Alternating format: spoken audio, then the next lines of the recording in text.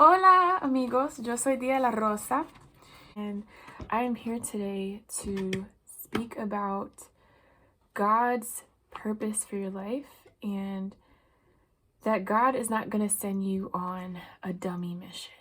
God is not going to tell you to do things, tell you to perform certain things, or to say certain things, or reach out to certain people, and you do it and nothing comes of it, or there's no purpose in it. Everything he tells us to do, there is a purpose for. And I just want to talk about that today. I'm actually going to go to Exodus. I'm going to reference the story of Moses and how Moses found his purpose when he finally was alone, away from everything he was familiar with, away from everything he was comfortable with, away from the people he grew up with and the things he grew up with. He was finally alone, and God was able to pour into him his purpose on this plane on earth. So the first thing I want to just start with is I'll just pray. Dear Heavenly Father, thank you so much for allowing me to speak today. Thank you for allowing me to be a vessel for you and your word and your character, God. Please allow those on the other side of the screen to be able to receive this message, and hopefully it is helpful to someone, or if it's just something, uplifting or something encouraging, that's great as well. Dear Lord, thank you for just another day, the ability to breathe, and the ability to just have this relationship with you. We're so thankful for you. In Jesus' name, amen. All right, so let's start with Exodus chapters 2 and 3. Mostly chapter 2. Moses is living his life regular. He's been, accepted into the Egyptian dynasty. He's one of them at this point. He sees that one of the slave drivers, I guess, is whipping one of the Hebrews. So Moses ended up killing an Egyptian, right? People were finding out he killed that Egyptian, and he had to flee to a land called Midian. There he was shepherding sheep, kind of more like separated from everything that he knew, everything he was comfortable with, the life that he once knew. He was separated from, and he was in more of like a secluded place at this point, more isolated than he was when he was in Egypt. At this point, God then reveals himself to Moses through a burning bush and tells Moses, who he is, what he's here to do, gives him his purpose. Moses has a lot of pushback. He's just like, I don't think I'm qualified. I don't know anything about, rescuing people. That's not like anything I'm familiar with. So maybe you got the wrong guy. God was like, no, like you're the one that's going to rescue all these Israelites from this slavery. You're the one. So eventually Moses accepted, his identity, the purpose he had. And as you know, he parted the Red Sea, saved the Israelites from more oppression, more abuse, and pretty much saved them from their bondage. He freed them. How does this relate to us? So this relates to us because I just want to kind of talk about like quarantine and how we've been very much worldly, having all access to the world, all access to everything. And then all of a sudden we can't go out as much anymore, can't gather as much, can't do the activities that we're so used to doing. A lot of us have been isolated. A lot of us have been experiencing solitude for the first time, maybe in a very long time. A lot of us have been just separated from everything we've been familiar with, from everything we've ever identified with. We are now separated from, just like Moses, separated from everything he was familiar with.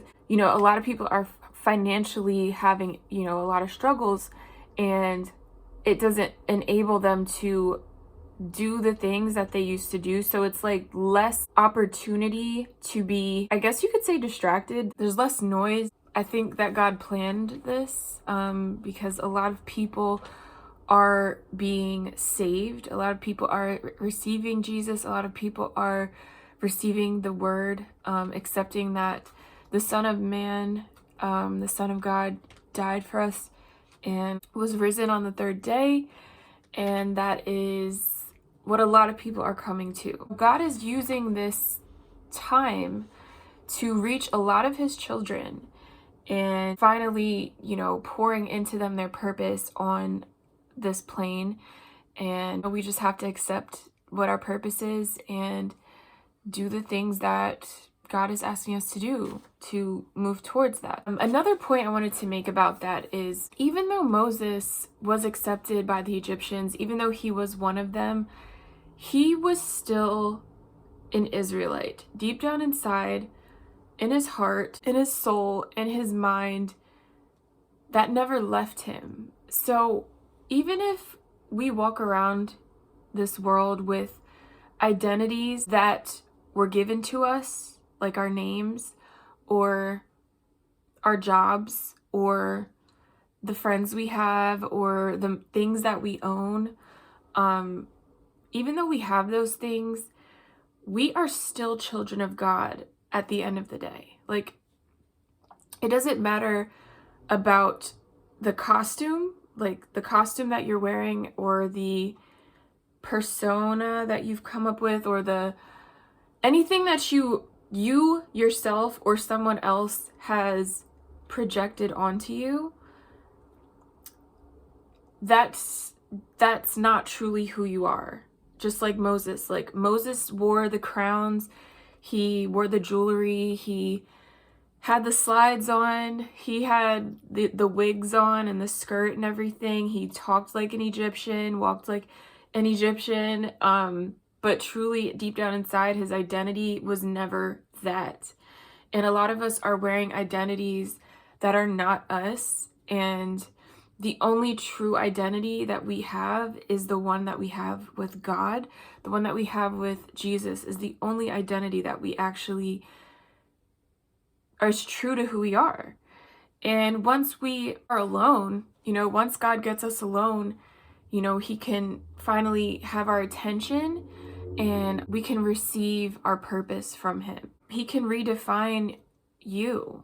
You know, he can redefine you totally. And God will not send you on a dummy mission. During the pandemic, I lost a lot, okay? I lost my job, but it wasn't directly because of the pandemic, but it was like an injury I had.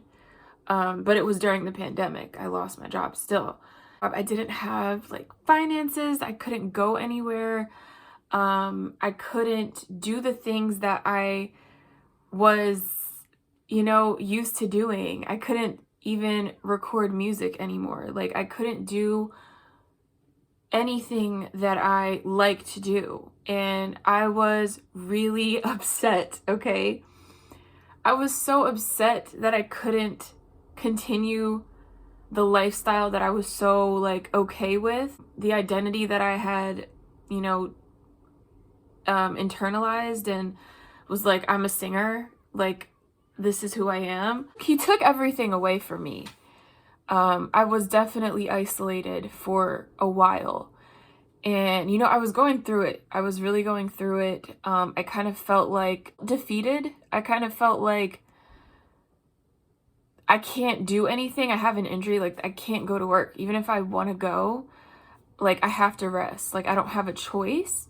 So God was just like, you know, come to me, you know, stop freaking out. Come to me. I'm trying to do something here. Like, come to me, trust me, accept what I did for you, accept who you are, surrender all of your baggage, surrender everything that you've ever thought about this world, because none of it is true.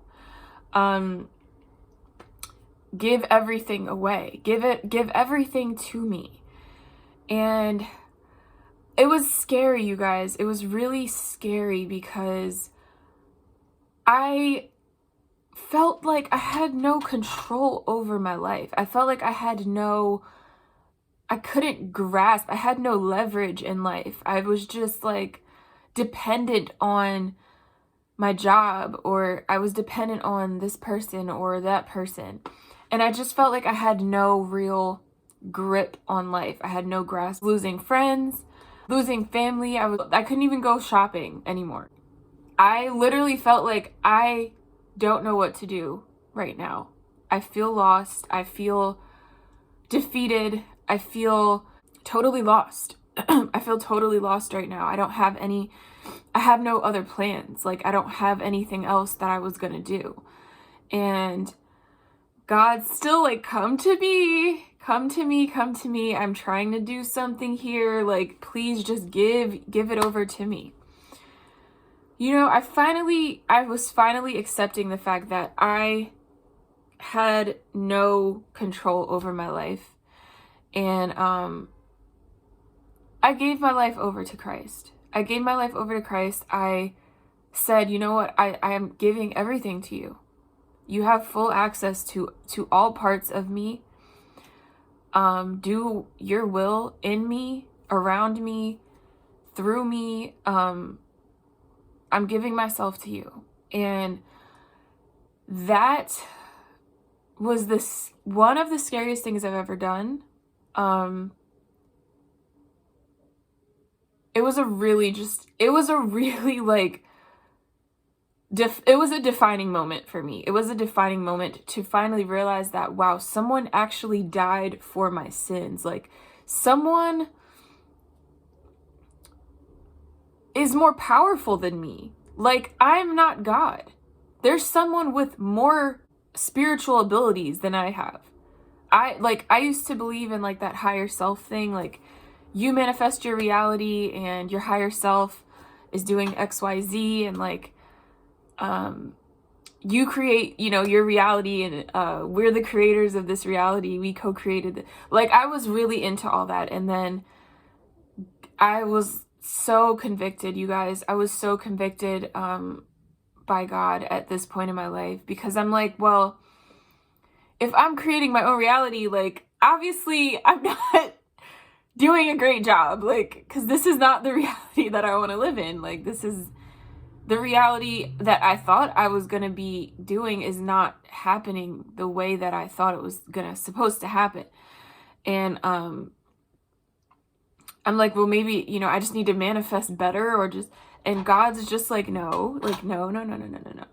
That's not the point. Like, that's not the direction. That's not the mindset. That's just totally just not what I am doing right now. So yeah, like I said, I gave my life over to Christ during the pandemic, and let me tell you guys, it has been the best thing I ever did. It is the best thing I ever did, because first of all, God had to get me by myself. That was like, there was no other way I was going to come to God. There was no other way I was going to accept that Jesus died for me. There was no other way that I could have had the attention span like, I wasn't even available for him to come in my life. I was like emotionally unavailable. I was like unavailable physically. I was always on the go. Mentally, there was just no room for God before, you know, he separated me from everything. There was just no room for him in my life. So when I was finally on my own, I finally surrendered to him, and he gave me my purpose. I finally received my calling. I finally got confirmation on what it is I'm supposed to be doing here. Like, I was doing music, right? I was like writing all these songs. I started working with some really good people, and I was doing music. I was singing. I'm like, this is my purpose. Like, I am a singer. When I was removed from all that, God said, you know, yes, you're a singer, but you're not singing about me. Like, I want you to sing about me. Like, you were close.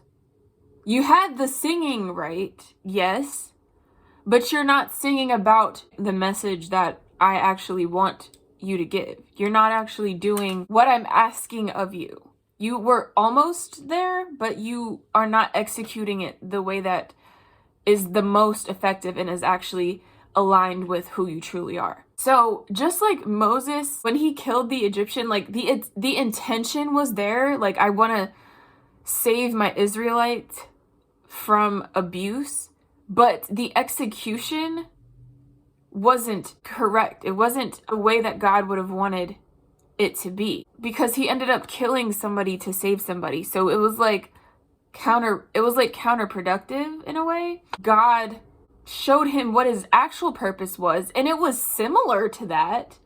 It was the intention was there, like, you know, freeing the Israelites. That intention was there with Moses.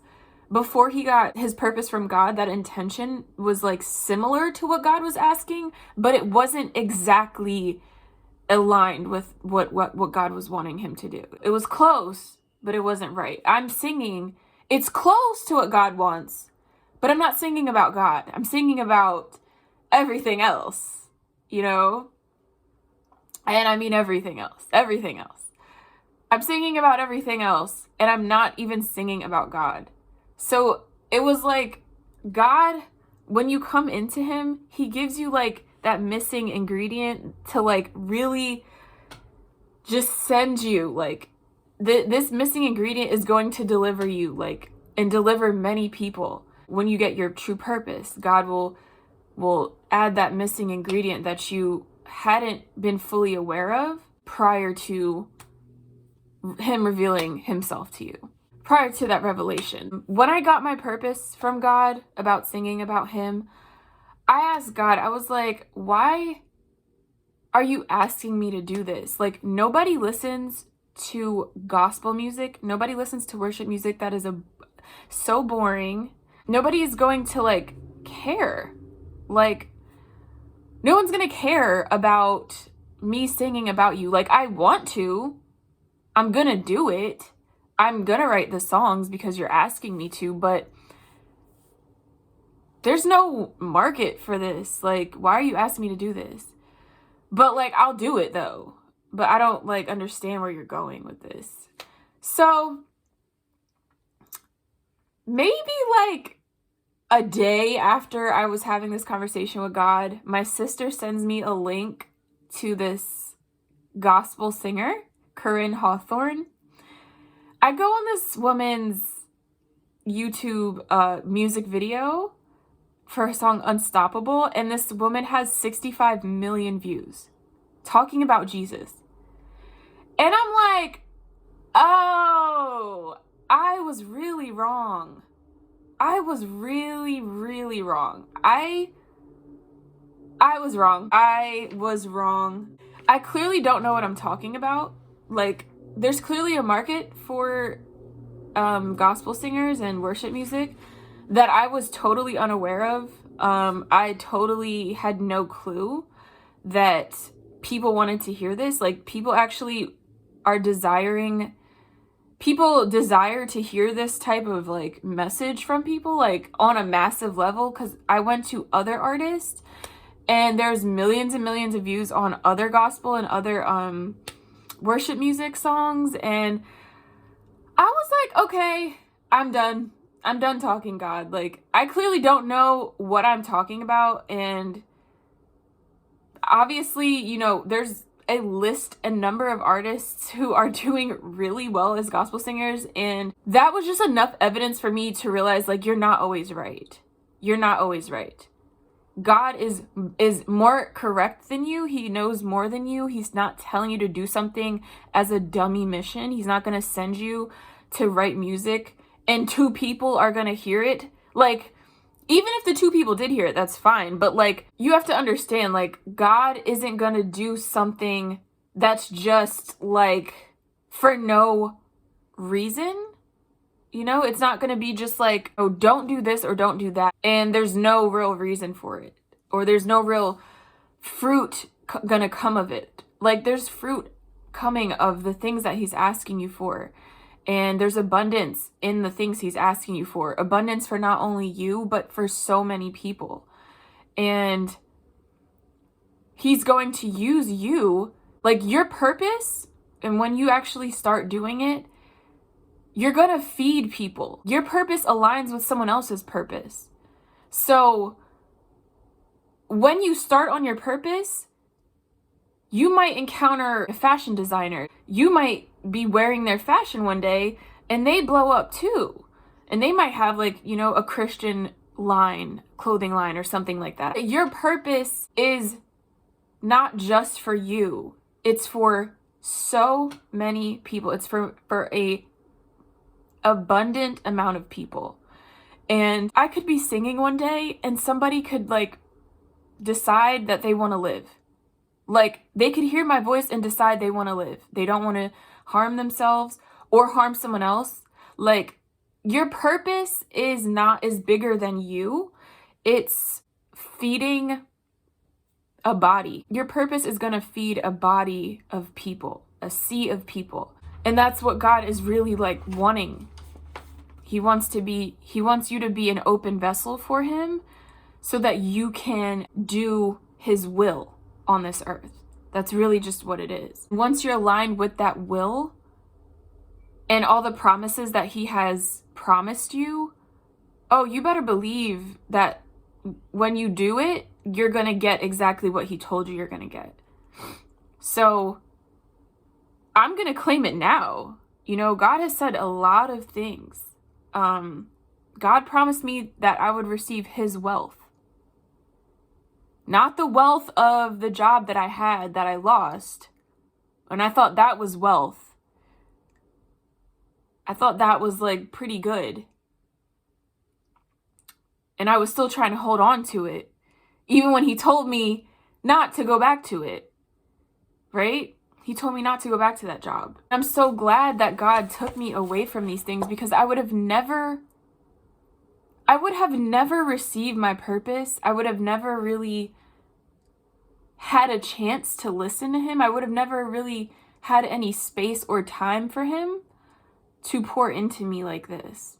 So I'm just saying that to say, if you're in a situation where God is pulling you away from things that you're familiar with, from people that you're, you know, used to being around, from environments that you have, you know, got cozy in, from just your comfort zone, if God is taking you away from that, believe that he's putting something better in your path. He's putting something so much more like abundant that's going to just skyrocket you and skyrocket other people. It's really about other people. It's really not about you. It's about other people benefiting from your, you know, your purpose. Yeah. So I'm just saying that to say, if you're being separated from things, just let them go. Just let them go, because holding on to them is counterproductive. It's counterproductive because I know that those things are nowhere near what God is trying to give you. And mind you, yes, I know I still need to work, and God actually replaced me with a better job. He gave me a better job making more money that's closer to my house. So letting go of the job I had before, he replaced it with something better. So I didn't lose anything. I didn't lose anything. Let those things go. Give your life over to God. Let him pour into you. Let him saturate you. Let him talk to you. Listen to him. Do the things he's asking you to do. They're not dumb. He's not going to send you on a dummy mission. He's not going to tell you to write things down if he's not planning on doing something about them. He's not going to tell you to talk to this person if he's not planning on aligning you with their purpose, or, you know, having them be some type of help to you or uplifting them or something. Like, he's not going to tell you to do things. Like, he was telling me to write songs. He was telling me the lyrics to write. And I was like, these lyrics don't go. But then when I sang the lyrics with the music, it sounded great. So, you know, a lot of the times we think that we know better and we don't. We really don't. Like, I'm sorry, but not sorry. Like, we don't know better than God. He sees everything. He's in the future. He's in the past. He's in the present. He goes before us. So he sees an aerial view. He has a bird's eye view of everything. And you don't have that. So just like Moses, let him guide you so that you can actually be fulfilled. You can actually experience fulfillment and joy and abundance and fruitfulness. And everybody wants that. Who doesn't want fruitfulness? Who doesn't want abundance? Like, everybody. There's only one way to experience that, and that's with God. That's the only way. There's no other option. There's no other possibility. Yes, that's all that I wanted to say, guys. Let him guide you. Just let him guide you. He knows what he's doing. He knows what he's doing. He's been doing this for a minute now. Yeah, you know, find out, like, let's find out our purposes, our true purpose here. Not the titles and labels we've been given. Not the things we've accomplished. Let's get our true identities so we can walk in our truth every day. That's it. That's all I want to say. God is not going to send you on a dummy mission, okay? I love you guys. I'll talk to you.